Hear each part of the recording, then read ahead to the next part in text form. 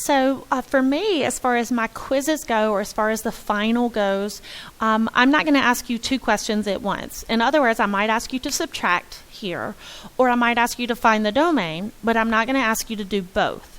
The MyMathLab is, though. So what we have to do with this one is we have to get a common denominator, and you can read your rules here about getting the common denominator. If I look across the denominators here, I see that I have an x plus 3, and I see that I also have an x minus 1. So that's going to be my common denominator.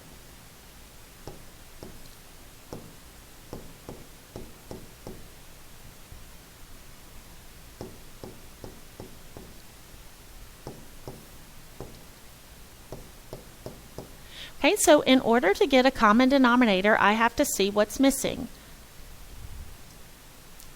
In this first one, I see that I have an x plus 3. And the second one, I see that I have an x minus 1. Okay, so in this first one, I'm missing an x minus 1. So I'm going to put that in the bottom and the top. And in the second one, I see I'm missing an x plus 3. So I'm going to put that in the bottom and the top.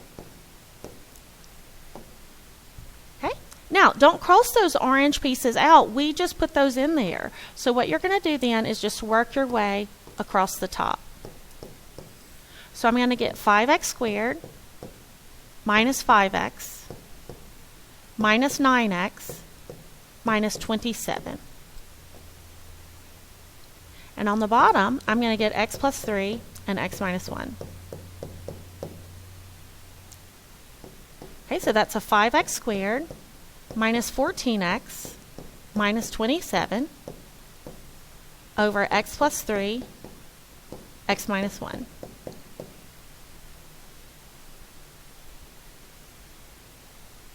And that's your answer. Now you always want to look to see if it factors again. And that one, it could factor again. You're welcome to try it. But usually if I give you one that has an extra step in it like that, it's pretty obvious. So you'll know that you need to factor it.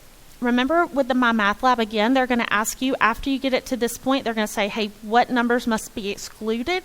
And the numbers that must be excluded would be a -3 and a +1. All right, this one is our last one, and it's also the hardest one of the whole section. What you have to do first is factor it. So I'm going to go ahead and take a minute, and I'm going to factor it.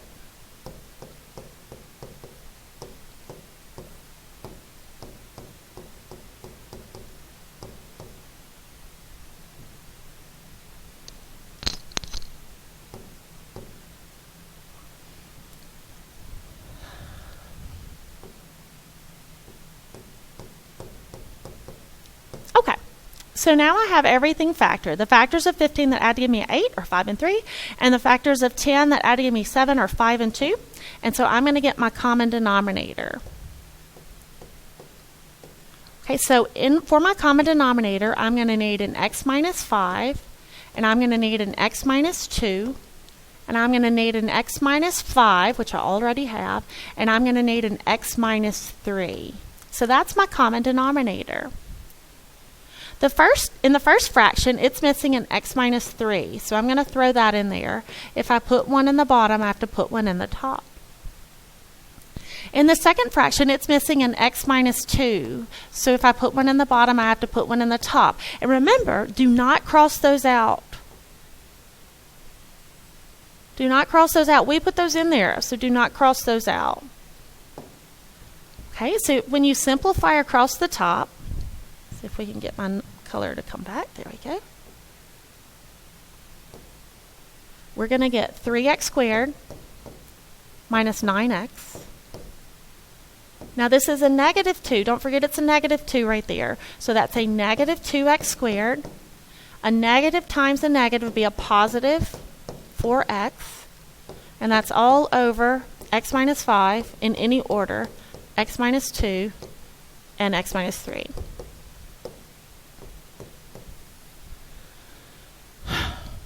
So when we simplify across the top, 3x squared minus 2x squared would give me an x squared. And a -9x plus 4x would give me a -5x.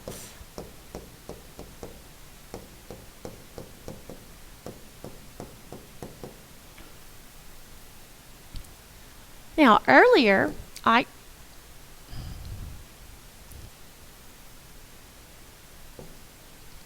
sorry. Okay, earlier I told you that if I asked you to factor at the end, it's going to be obvious. And this is one that I expect to be obvious that it factors to you. So what you notice about the top is they both have an x. So I can take an x out of that part, and it leaves me with an x minus 5.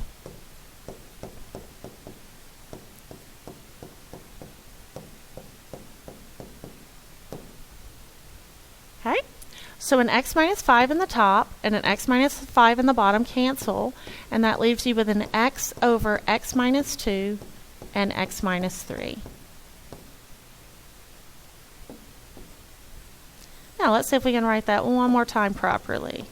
X minus 2 and x minus 3. There we go. And that's going to be your final answer.